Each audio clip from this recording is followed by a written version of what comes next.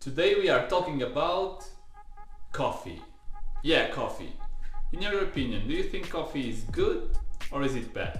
I decided to pick up again this topic because I see out there a lot of people discussing if coffee is actually good for us or not. After analyzing a lot of articles based on research and also even looking at some of the research, I can tell you that in my opinion coffee is a great beverage.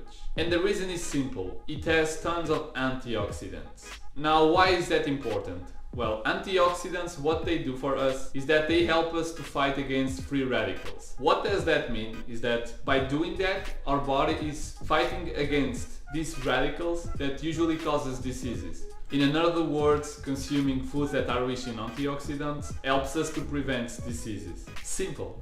Now some of you might be thinking, okay, but I know a lot of foods that are rich in antioxidants. And there are out there. And coffee doesn't even rank in the top 10 of the richest foods on antioxidants. There are fruits, especially berries, and things like dark chocolate or some fruits and vegetables that are way richer in antioxidants than coffee. So, but why do I still keep insist and people having a coffee or two per day? After looking at the data, my conviction that people should be drinking 1 or 2 coffees per day, it's even higher. And the reason is because on a Western diet, most people get their antioxidants from beverages like coffee and tea. I mean, from one side it's good, from the other it's sad. It just means that people do not consume enough fruits and vegetables. But not discussing that in this video, so let's just focus on the coffee. Okay, knowing that people get 80% from green tea and coffee, why would we start to say to people to stop having coffee when they get a lot of benefits from it? Because I was just mentioning, it helps us to prevent a lot of diseases. We are talking about diseases like cirrhosis on the liver, some dementia diseases like Alzheimer, Parkinson. It helps to decrease the risk of heart disease problems and heart strokes. It even helps people with depression.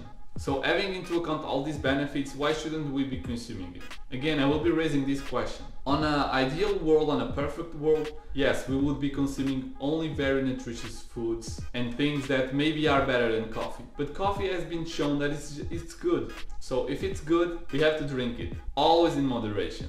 There are even other benefits that I mentioned in a video that I will just post here, and I also use it for other reasons, like burning fat. Again, most of the benefits that we can get from coffee, we can also get them from other types of teas like green tea.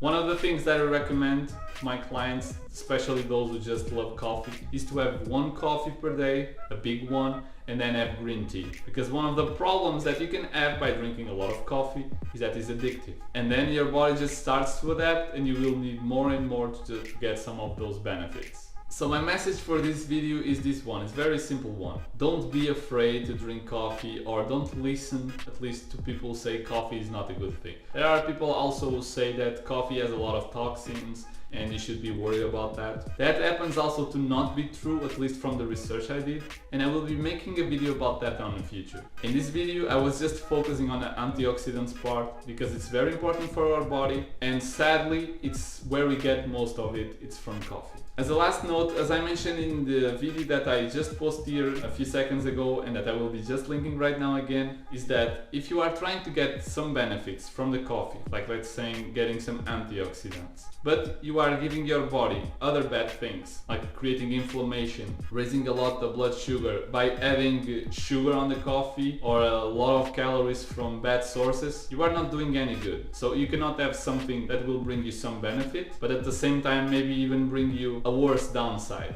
This is the message I have for you. If you think you should be quitting coffee, you don't have to do it. There are also some benefits. It always comes down how addicted you are. But if you have 1 or 2 coffees per day, it's totally fine. It's beneficial for you, it's healthy, and it's full of antioxidants. For more resources, look at the video description below. I will leave there the links for the studies.